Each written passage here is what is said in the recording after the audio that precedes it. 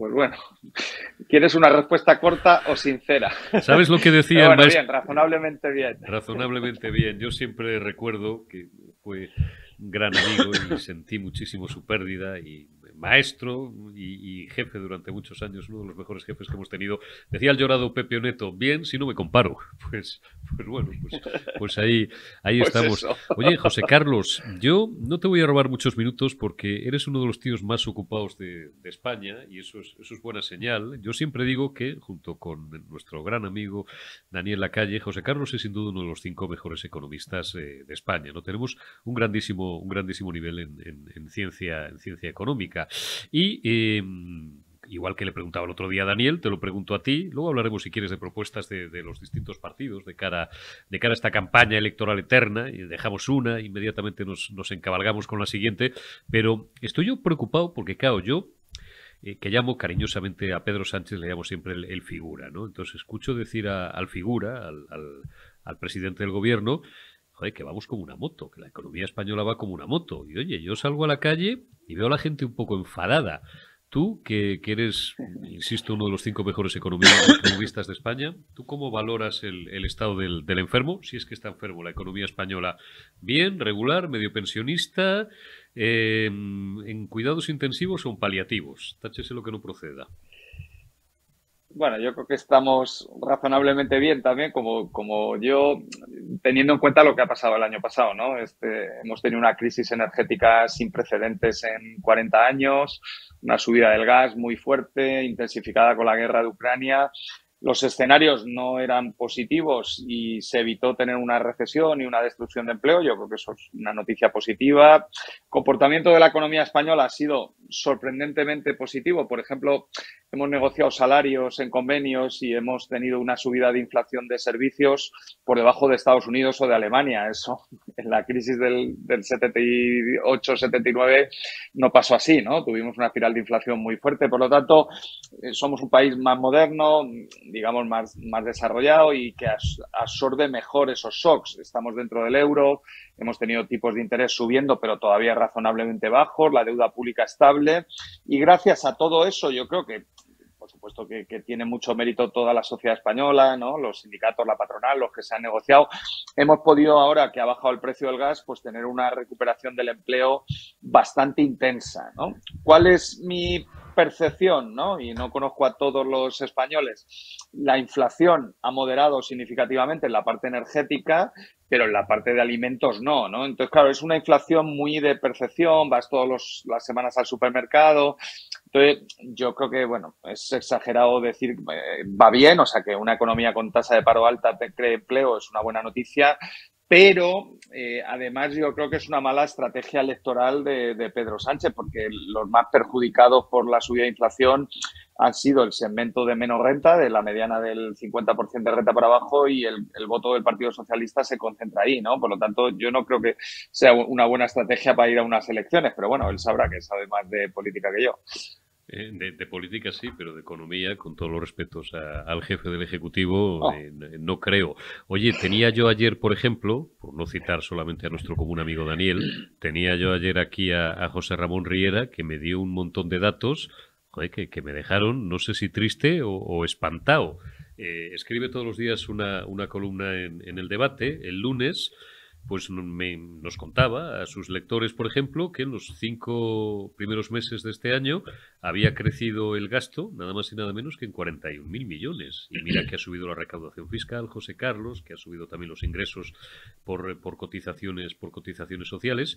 Y ya el artículo de ayer fue el que me terminó, vamos, un poco más y sí. casi ni me levanto de la cama, porque hablaba de un nivel de deuda pues por pendiente de aflorar, muy elevado, de más de 26.000 millones, y prácticamente urgía o insistía en la necesidad de que, si finalmente, oye, hasta que el día 23 los españoles no se pronuncien, pues evidentemente hay que ser prudentes, pero sí, finalmente llega a haber un cambio en el signo del gobierno, que Feijóo lo primero que tendría que hacer sería una suerte de auditorías de infarto, por robarle la frase a Felipe González de 1982, para aflorar toda esa deuda que por lo visto está no contabilizada. Yo no sé si tú, que eres un experto, coincides un poco con esa visión tal vez un poco catastrofista del profesor Riera. Bueno, en la parte de aumento del gasto público yo coincido con él. Es verdad que no es culpa solo de Pedro Sánchez, que también, ¿no?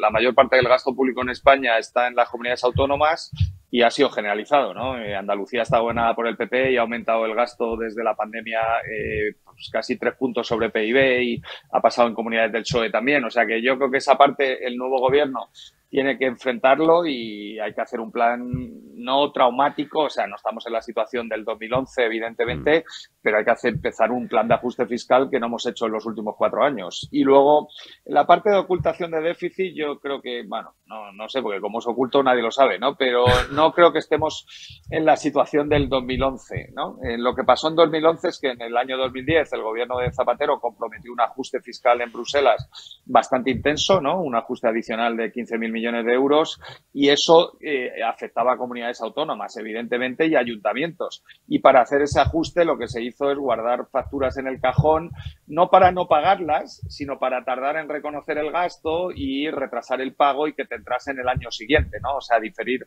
el pago. Yo creo que en esta ocasión no estamos así. La situación, la ley de morosidad del sector público está ya, hay que pagar antes de 60 días. Entonces, no creo que estemos en esa situación, ¿no? Pero bueno, que tenemos mucha deuda pública, aunque no sea oculta, eso es un problema, ¿no? No hace falta que vayamos ya a la oculta. Tenemos un 113% de deuda pública sobre PIB. Oye, José Carlos, valórame muy rápidamente las distintas propuestas económicas de los partidos. ¿Qué es lo que más te gusta? Te lo voy a poner muy fácil y además tú eres un tío con una cabeza extraordinariamente bien arquitecturada.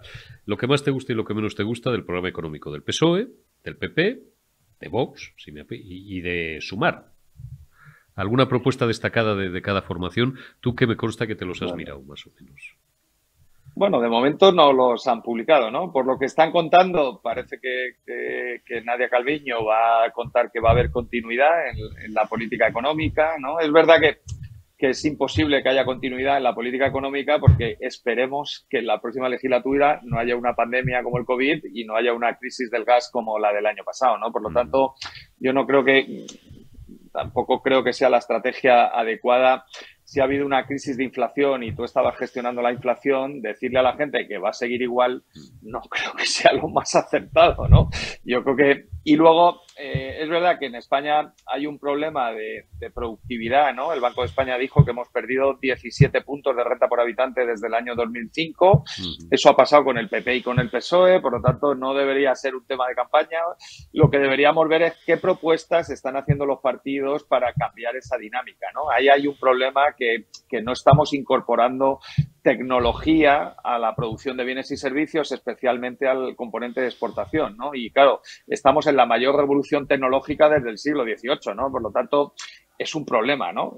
Yo creo que ahí los partidos, es verdad que eso no da votos y no es muy político y no le interesa a los medios generalistas, pero bueno, para los economistas nos gustaría ver las propuestas, ¿no? Y en ese sentido, Nadia Calviño no ha hecho mucho cambio diferente con lo que hizo Luis de Guindos o Pedro Solbes antes. Yo creo que ha habido continuidad, todos son técnicos comerciales del Estado, o sea que yo no he visto mucho cambio en este sentido de productividad, ¿eh?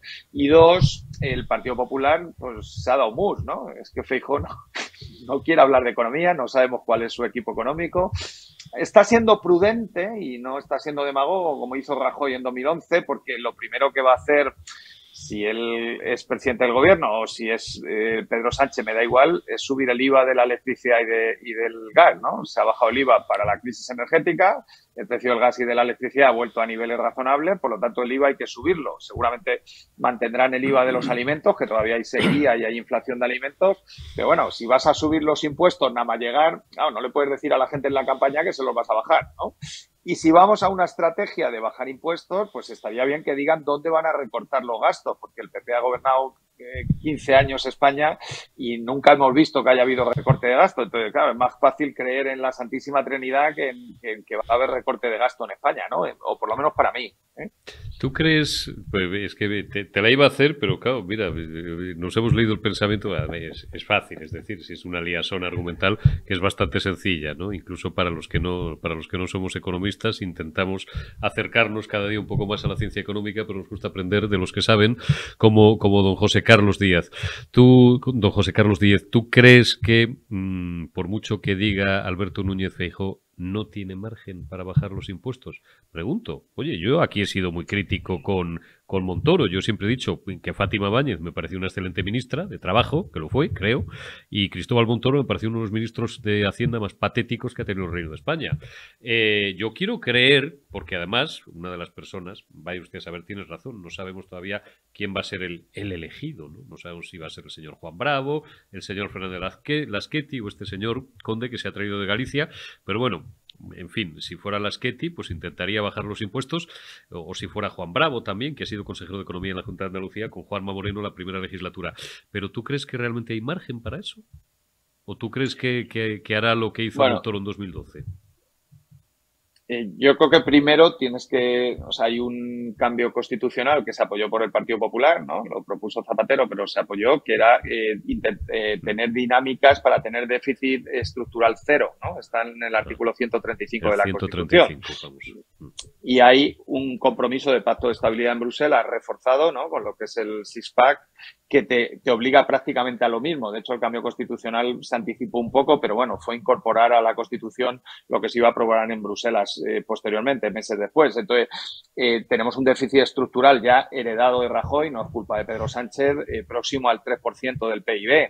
Entonces, nos han permitido incumplir el pacto de estabilidad estos últimos 3 años por el tema de la pandemia y de la crisis energética, pero el año que viene ya hay que cumplirlo. Entonces, yo creo que las recomendaciones del Consejo para el año que viene son suaves, o sea, con subir el IVA del gas y de la electricidad, que es volver el IVA al nivel que estaba, ¿no? Porque Pedro Sánchez lo ha bajado y habría que subirlo al 21 otra vez, o sea, que eso sería normalizarlo. Prácticamente con eso podrías tener un aumento de recaudación de más de 10.000 millones, pero es que el déficit estructural de 3 puntos de PIB son 45.000 millones de euros.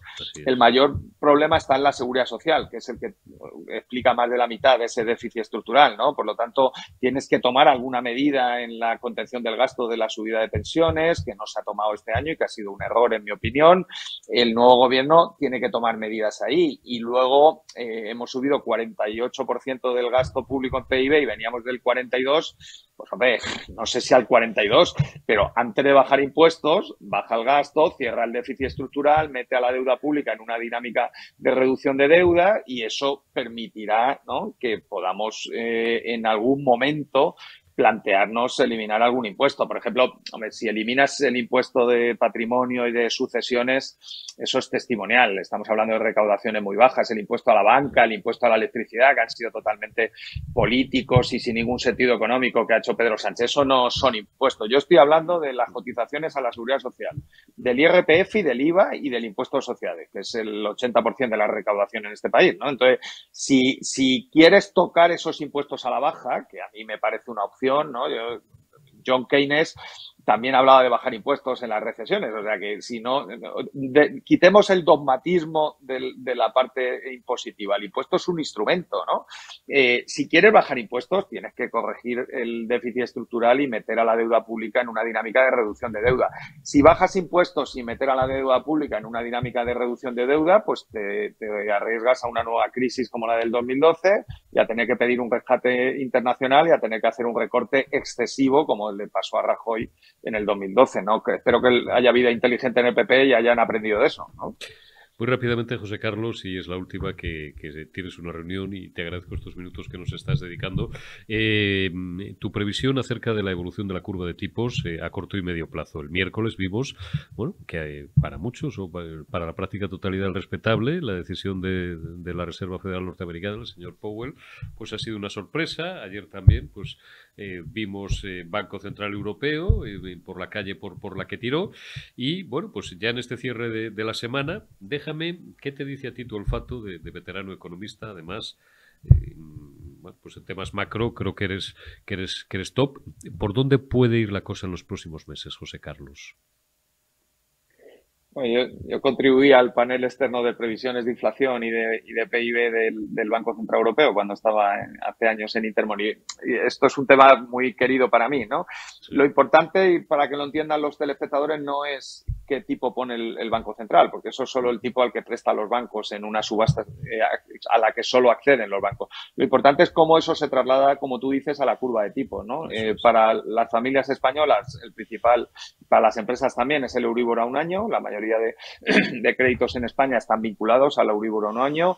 Estamos viendo que está bastante una resistencia fuerte para subir por encima del 4%. Es posible que veamos un nivel por encima del 4, pero no muy alejado, yo creo, ¿no? Europa es una economía estancada que prácticamente no está creciendo y que la dinámica de inflación está alta, o sea, no vamos a ver bajadas de tipos en un tiempo, pero ha empezado a caer, ¿no? Especialmente la inflación de servicios, que es la inflación doméstica que se genera dentro de tu zona, ¿no?